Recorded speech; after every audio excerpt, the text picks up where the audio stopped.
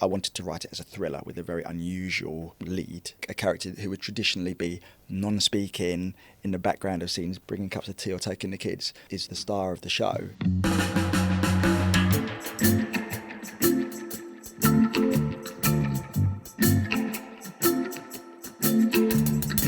This is Writer's Mosaic in Conversation.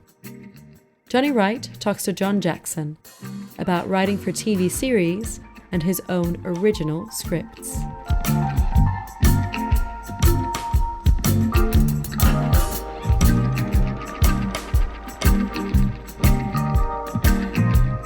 Hi, it's Jonny Wright here for Writer's Mosaic, and I'm here with the wonderful writer, John Jackson.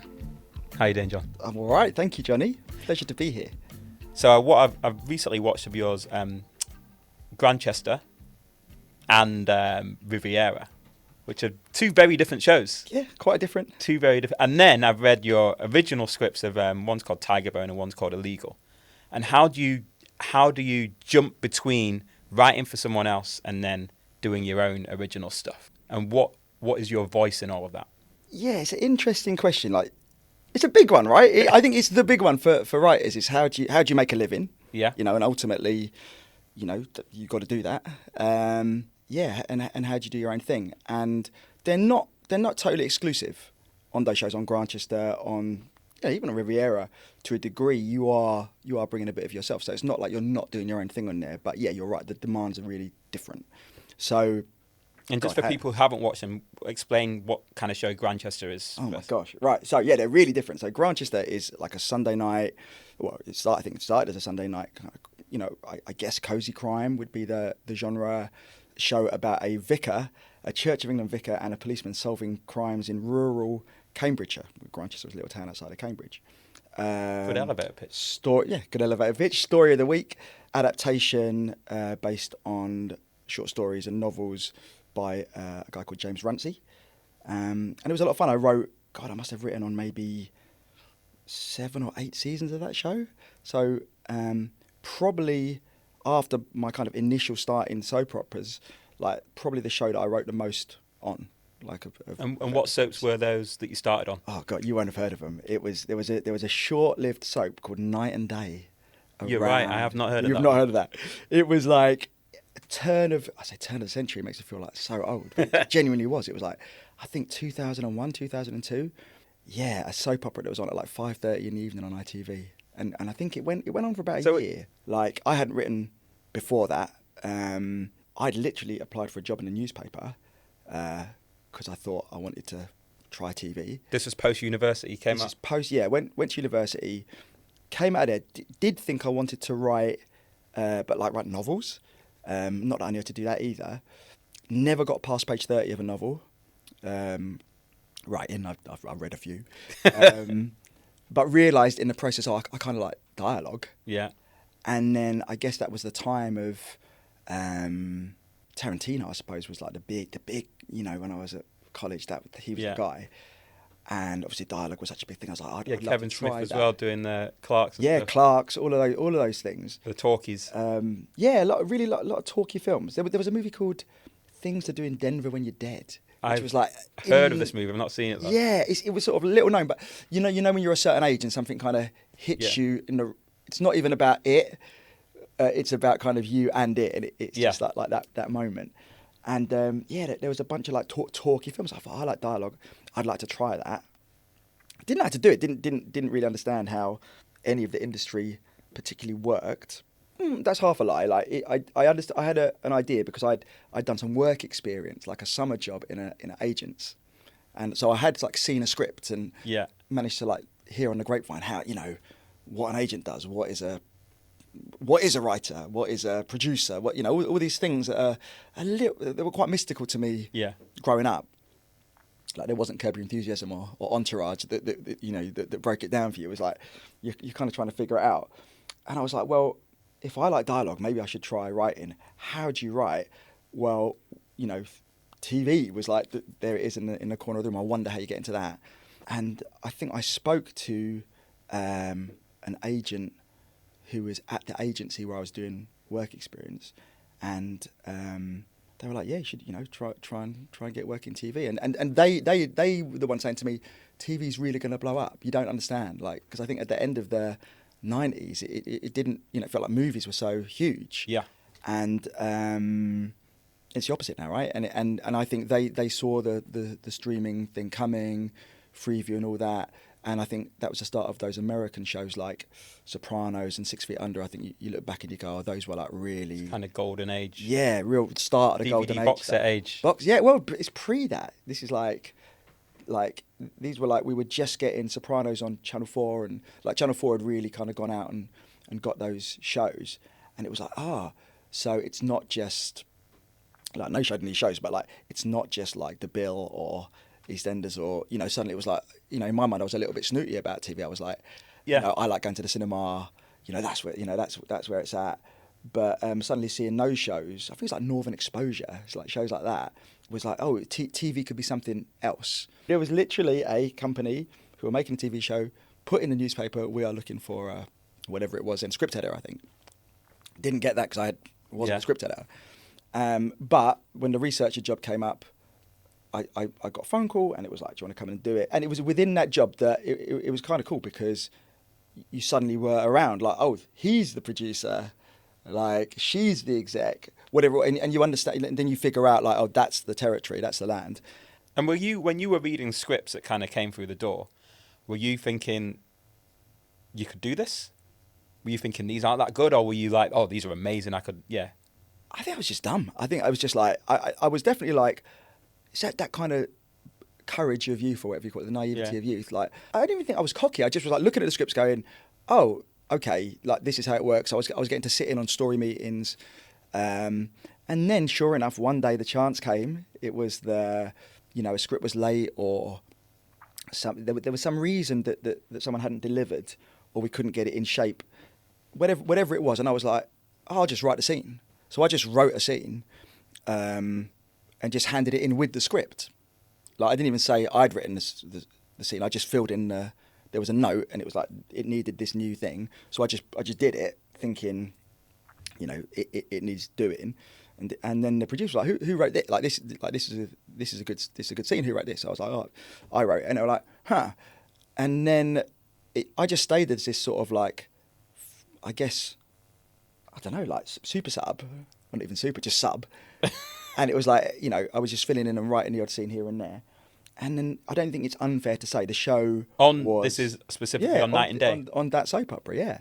Like, I just ended up kind of writing it, like writing lots of episodes of it, kind of by accident. And that was my in.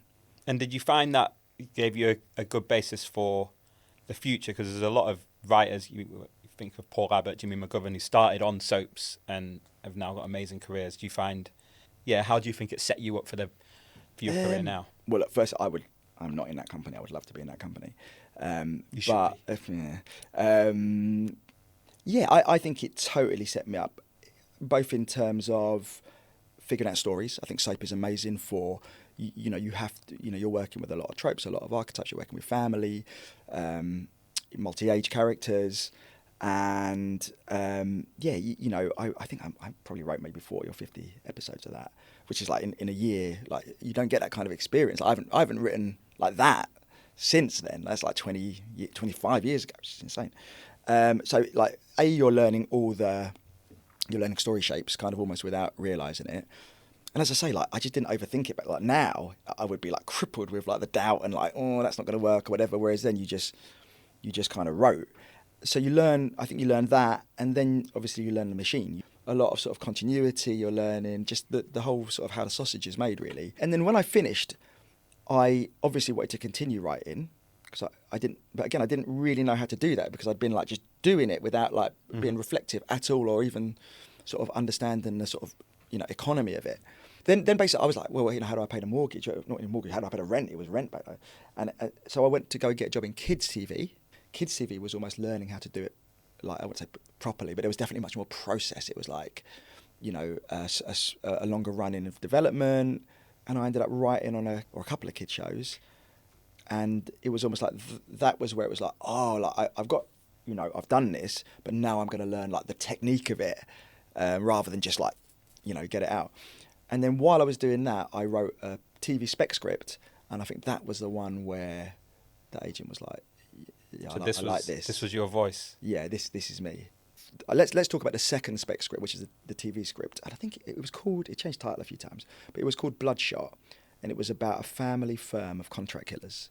So and like it was, I guess, like a crime show. It had like action, which I like both those things, but it was a family show as well. From reading your specs and speaking to you and just hearing what you just said then, I feel that family is very important to you. And I wanted to read out just the dedication at the start of Illegal. And you said, you can tell the listeners what Illegal is about, but on the first page you say, "For my mum and all the women like her working a long way from home." So I just wanted you to expand on that. Oh man, I forgot I put that in. It's a great dedication. Thanks, man. It was The Illegal is about a Filipino nanny who lives in a posh house with a posh family, but she's kind of, you know, she's not treated particularly well. Like she's not treated. She's not abused in a kind of traditional sense, like, you know, as if she should be kind of grateful for that. But she's not. You know, they've kept her passport. They haven't sorted out her visa. They expect her to work really long hours. Not paying her overtime. And they're not paying her overtime. But she then goes on to discover via there's this kind of unscrupulous journalist character who comes in, and through him she discovers that the family are involved in a kind of illegal activity, TBC. I mean, it's a bit of a moving feast at the moment with that script, but and the journalist sort of wants to use her as his inside woman in his house. So it's like, for me, it's a sort of very, I guess, a low status character by virtue of their situation being asked to take on a very high stakes job, very high stakes kind of crime job. So it's very much, you know, like I wanted to write it as a thriller with a very unusual lead, like a character who would traditionally be non-speaking in the background of scenes, bringing cups of tea or taking the kids, is the star of the show. And yeah, there was one scene that the most memorable scene for me, and maybe it's because we touched on this before I actually read the script years ago. You mentioned this theme to me, but it's when something is happening to the journalist and she's actually in the room, but nobody notices. So it's that invisibility, which I love about it, because it is like you say, it's those traditionally would be a non-speaking part, and maybe as an audience member you have also not even really noticed her, but the show is about her and it's her POV, and I love that it becomes her superpower, her invisibility. Well, I don't know what becomes of that. Mate, have you read the pitch? That it says that in the pitch. It says her invisibility is her superpower. And yeah, I think that's absolutely. It's kind of written for those. Yeah, the people who you don't notice, and I sometimes feel like one of those people myself. Or sometimes I'm on the other side, and I'm sure I'm not noticing people. But I love that she's actually there. She's there when this really violent thing happens, and no one notices her. Yeah, that's it. And you know, that dedication was really like my mum kind of was that person. Yeah, she was like a cleaner.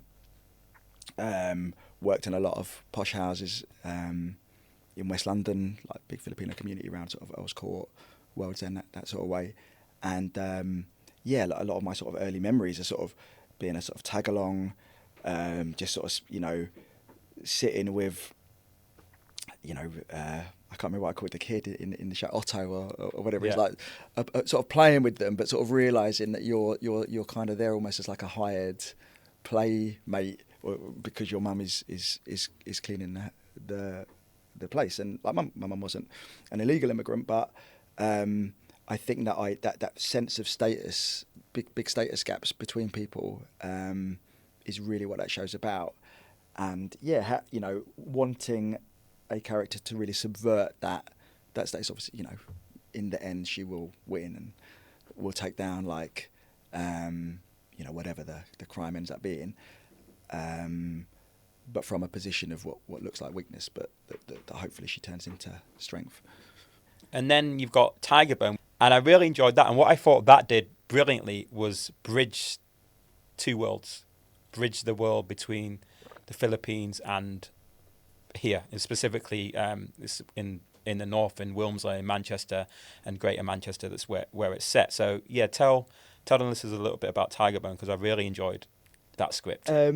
Tiger Bone is, I guess, another crime thriller, but yeah, it's a bit funnier. It's about a mixed race middle-aged dad. Don't know where I got the inspiration from. It just sometimes it just comes.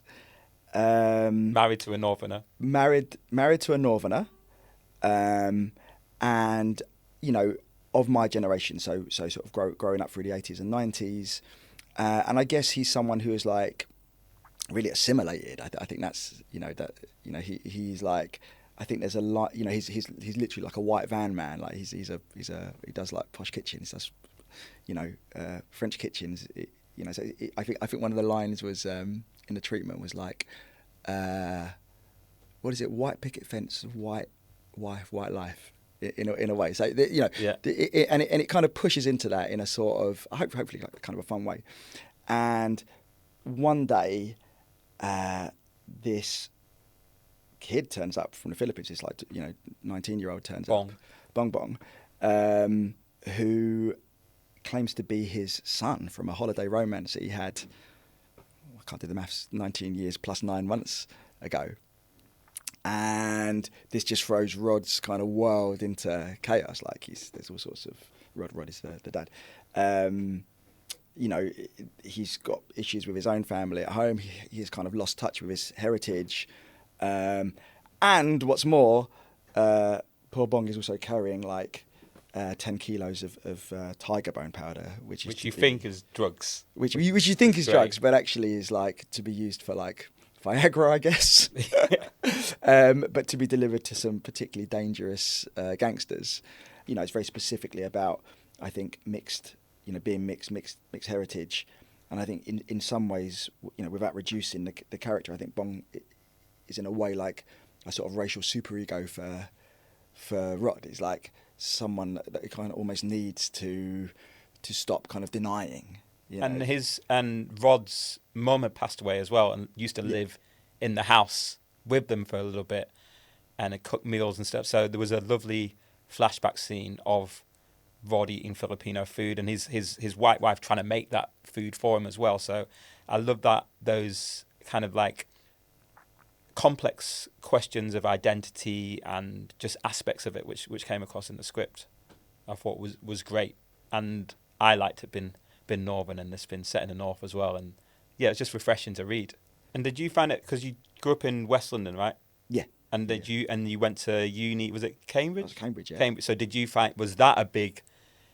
that make you feel more of an outsider going, like, how did you feel in London compared to going to Cambridge? Yeah, that was quite, that was definitely a culture shock. Yeah, because I'd growing up in West London, through that 80s, 90s period, it was mixed, but still not super mixed. Yeah. But then going to Cambridge was like this whole other thing. And I think really it was as much about kind of class as it was anything sort of, racial. It was like, I'd gone to like a regular, like a boys' comprehensive school in central London, and going, and it was enough there. If you'd read the set text, you were already like miles ahead. Whereas like, did you find that, were you miles ahead throughout your whole high school time? I was a boffin. A boffin. I was a neek. My kids would say neek. I was a neek. But yeah, I was definitely a boffin. I was definitely like, did all right at school. I was, definitely tried. But then you go to Cambridge and you're like, oh my God, like this is a whole nother level of boffin. Of boffindom. It's like NASA. I'm like NASA. And I'm like the rubbish boffin. Like someone said, it's like you take the kids off the front 4 seats of every school bus, right? But it was like some school buses are longer than others. They're ahead.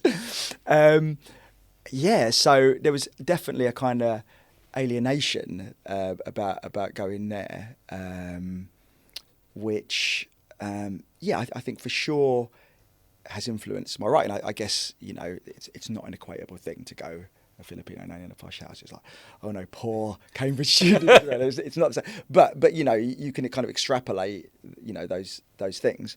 And I guess with Rod, the character in Tiger Bone, the idea of assimilation and trying to fit in, the idea of like a monoculture, a dominant culture that you're like, oh, how do I cope with this is definitely something that is in him. That yeah, I think Cambridge was a part of for me.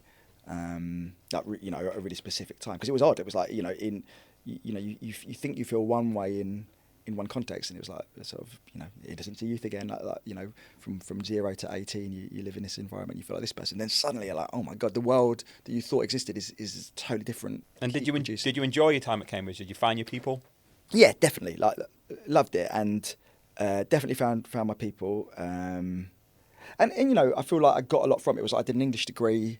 Again, it was just exposure, like, you know, to be around that many books and to get to read them. And like, hadn't really been to many plays before. We weren't really like a art family or anything like that. So to get to go to be in plays, and you know, I didn't really do the Footlights thing, but you could go and watch it. There were loads. There was loads of that kind of stuff. There were loads of like societies, or like I was in charge of the JCR, which is like the common room video player. So I got to keep that in my room. And what it meant was like, I would just have like movie nights, and we would just like sit and watch like classics, like all these classic movies with like smart people who just had opinions, and you know, learning all that kind of stuff. So it was an amazing place. And you know, I think I had started, you know, I said I wanted to write novels. Like I started to write there. That's where I started to write short stories, you know, articles, whatever it was. And in a way that I don't think I was particularly doing at home. Like I think at home it just wouldn't have occurred to me. Yeah. But you're around people who are doing that kind of thing, and it's like, oh, you know, maybe I can do that. And do you find you tap into different parts of your kind of like history at different times? So for example, I kind of like Gradchester, the episode I watched of yours is set at a all girls college when there's a murder, and then there's Riviera. There's a yacht race episode that you've written. So are you tapping into like these things and people you've met kind of like at Cambridge for one time, and then tapping into your mum's experiences and yours experience at other time? Yeah, 100%. Like Grantchester was great because obviously it's so much of it is set in Cambridge colleges. You're doing a lot of that, but also I had my dad was really old. Like my dad was born in 1920. Wow. Like he was pretty old when I came along. Like very old when I came along. Yeah, my dad was old too. Yeah, so 1920. That's even older. That's old, right? So he would have been the kind of same age as like the Robson Green character in Grantchester. So like in a way that sort of 50s England made a lot of sense to me. It was like, you know, even though I grew up in the 80s, it was like at times some of the values were very old world. Yeah. So Grantchester for me was this combination of like, that experience, the Cambridge thing, but also like I think I'd wanted to be a priest when I was a kid. It was you wanted to be a priest? Yeah, looking back on it, I think there was a phase. I wanted to be a stuntman as well, and like it was in that phase when you're like, what do you want to do when you get older? I don't think there's ever been a priest stuntman. Well, I think it was like, maybe that's the next show, Stunchester. Thank you so much for your time, man. It's been a pleasure. It's been too long. To catch up sooner next time. Thank you, Johnny. It's fun. Yeah.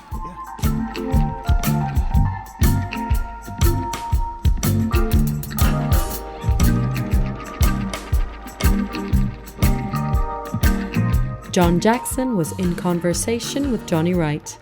To hear more writers, go to writersmosaic.org.uk.